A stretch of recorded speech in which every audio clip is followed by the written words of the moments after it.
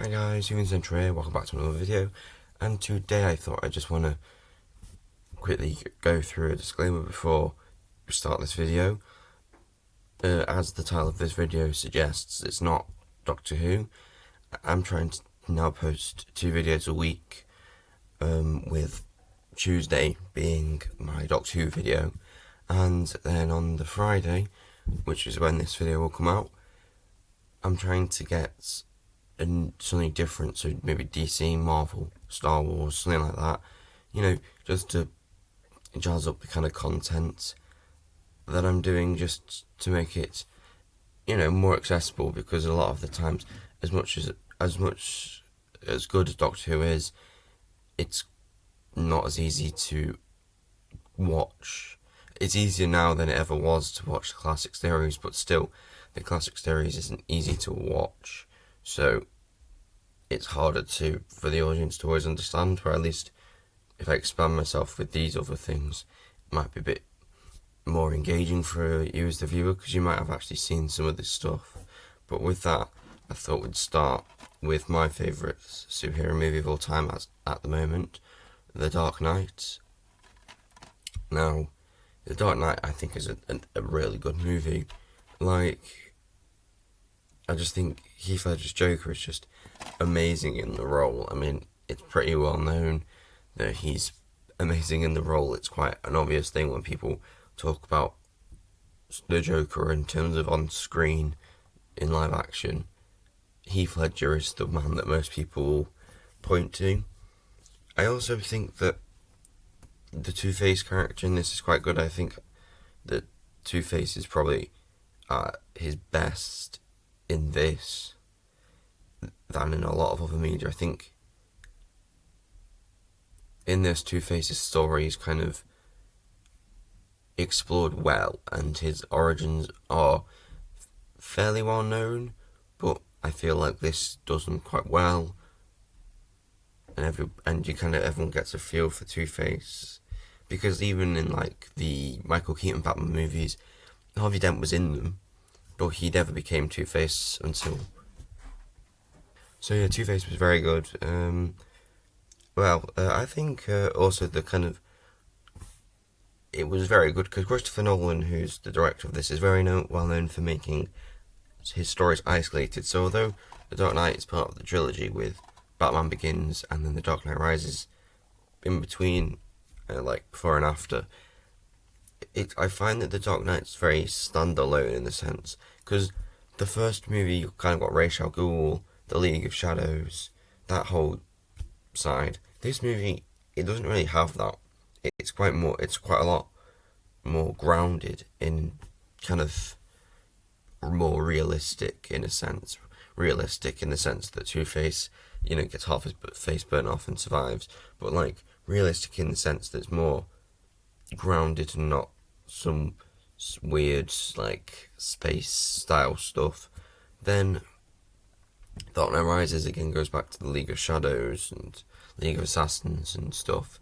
I mean, again, Bane's quite cool, but this one feels quite isolated, so it's quite good because you can watch this one without watching Batman Begins and without watching Dark Knight Rises, obviously, but Batman Begins mainly, and you can still have a kind of good idea. The only thing is, you might not understand a few things, but there's the accessibility of it. Being able to watch this is very good.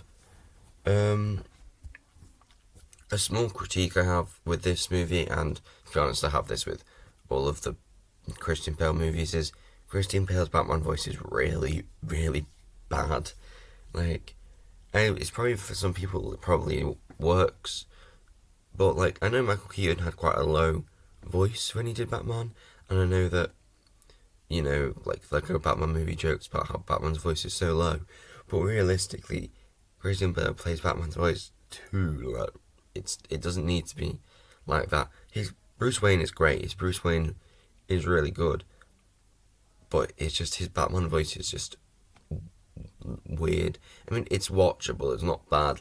You're not sitting there going, it's so bad, but it can be a bit unbearable at times, which is a good why Batman is not he doesn't speak as much as you'd think, which does make it a little bit more bearable. But yeah, I thought that I must admit my favourite part of it was the whole like bit with the Joker where he'd set up these two boats to kind of like on the water that, and basically they obviously both had the chance to blow each other up. But meanwhile, he's standing here and he's tricked the police into thinking that the hostages are like the hostages are actually the henchmen, and the ones that look like the Joker henchmen are actually the hostages. I think that's really cool because it feels like something you would see Joker doing in the comics, and it was a good take on what the Joker would do, and I think the Joker's story was quite good because I think with some of the Marvel stuff, a lot of Marvel stuff, maybe more as of recent, but a lot of it takes inspiration from a comic book or certain comics. Like, I know Spider-Man No Way Home was based off of the One More Day, I think it was, the Spider-Man story One More Day. So it's nice when The Dark Knight, although it might have some references or notions to the comics, it's normally, a lot of the Batman movies are quite standalone, like the Batman, which I do have but haven't watched, so maybe that will be sometime in the future. But in the Batman, it looks quite like, not super linked to some certain comic book or, linked to some other Batman media. It's getting brought back into full live action style stuff. So that's why I think The Dark Knight is great. But overall, I think it's just a good watch. I just think Heath Ledger is so mesmerising as the Joker. You just want to keep on watching to see what he does next. And I think, just Christian Bale is a good Bruce Wayne. And I think Bruce Wayne gets better in this than he was in... I feel like in Batman Begins, at the beginning especially, he can be a bit too soppy and crybaby. In this, he becomes Bruce Wayne that you expect. And then in The Dark Knight Rises, I think in The Dark Knight Rises, for most of the movie, he becomes Batman. I know in the beginning he's technically not Batman, he's Bruce Wayne again, and he's kind of like hiding out. But I think the whole point of that movie is to show that he does Batman one last time, but I think he becomes Batman in a sense. He's not Bruce Wayne for quite a lot of the movie. Whereas in this one you get a nice balance of Bruce Wayne stuff with like him during the car bit trying to find the hospital. He does the fundraiser with for Harvey Dent.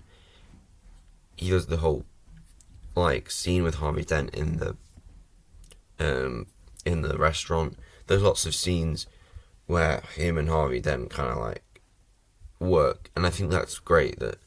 I think not only is it great seeing Bruce Wayne and Harvey Dent, but Batman and Harvey Dent as well, because you kind of get he's established in this one. Harvey Dent isn't in Batman Begins, which maybe would have made it a bit easier if Harvey Dent was in Batman Begins. That maybe would have been cool to see him established. But I think what this movie excels at is the fact that it establishes Harvey Dent. It then shows you Harvey Dent working together, shows you the good aspects of Harvey Dent and why he is such a good person that they want you to show him as like a good character. They show you in one movie who he is, why he's a good person. They then show you what his biggest fears are, his downfall, and his eventual death. It's like a full circle in one movie, which I think is what Christopher Nolan's really good at. Getting that. Because even though it's part of a trilogy, kind of not really alluding to much stuff in his next movies. He doesn't always kind of allude to his next movie. So it was cool to see that he managed to get Two-Face's whole story in one movie, alongside the Joker throughout the whole movie, with two competing villains, is quite interesting. But anyway, I think it's a really good movie. I mean, second favourite movie of all time, favourite superhero movie. Though, as that said, haven't watched The Batman yet, so who knows, maybe The Batman will top it.